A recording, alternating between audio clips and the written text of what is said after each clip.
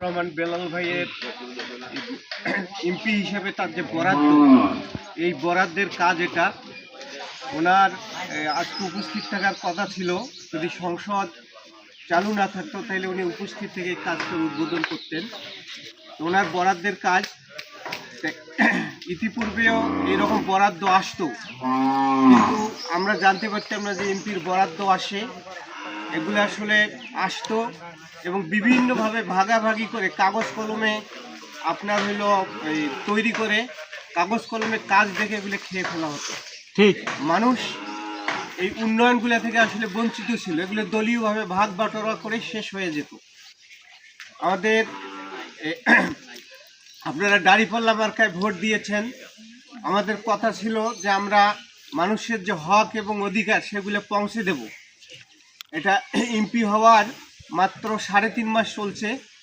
আমরা সাধারণ মানুষের যে হক অধিকার সেগুলো আসলে আমরা পৌঁছে দেওয়ার চেষ্টা করতেছি। আমাদের যদি কোনো ভুল ত্রুটি হয় সেগুলো আপনারা ধরবেন। আমাদের এই যে রাস্তার কাজ হচ্ছে, রাস্তার কাজ যদি নিম্নমানের ইট হয় বা বালু দেওয়া দরকার যে বালু দিচ্ছে না, এরকম কোনো বিষয় হলে এই অভিযোগগুলো আপনারা আমাদেরকে করবেন। আমাদের ইউনিয়নের যে নেতৃবৃন্দ আছে তাদেরকে করবেন। আপনারা এই উন্নয়ন কর্মকাণ্ডগুলোতে আমাদের সহযোগিতা করবেন।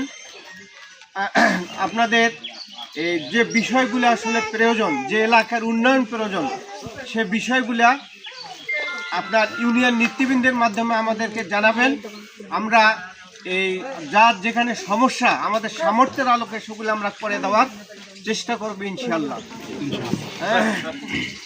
আপনারা যে দাঁড়িপাল্লা মার্কার সঙ্গে ছিলেন, অধ্যাপক মাহবুবুর রহমান ভাইকে ভোট দিয়েছেন। উনি বরাবরই বলেছিলেন যে আসলে আপনারা ইতিপূর্বে যাদেরকে ভোট দিয়েছিলেন তারা আসলে এলাকার মানুষ ছিল না, তাদেরকে আমরা দেখতে পাইনি, তাদেরকে কাছে পাইনি। অধ্যাপক মাহবুবুর রহমান বেলাল ভাই এলাকার মানুষ হিসেবে তিনি এলাকায় থাকেন, তার বাড়িতে থাকেন এবং যে যেখানে ডাকতেছে সেখানেই জানুনি। যার যে প্রয়োজন সেটা তার কাছে গিয়ে বলা যায় এবং সেগুলো তিনি পূরণ করার ব্যবস্থা করেন। আগামীতেও যেন আমাদের এই এমপি মহোদয় আমাদের ডাকে সাড়া দেন, আমাদের কাজগুলো করে দিতে পারেন। এজন্য এমপি মহোদয়ের জন্য আপনারা সবাই দোয়া করবেন।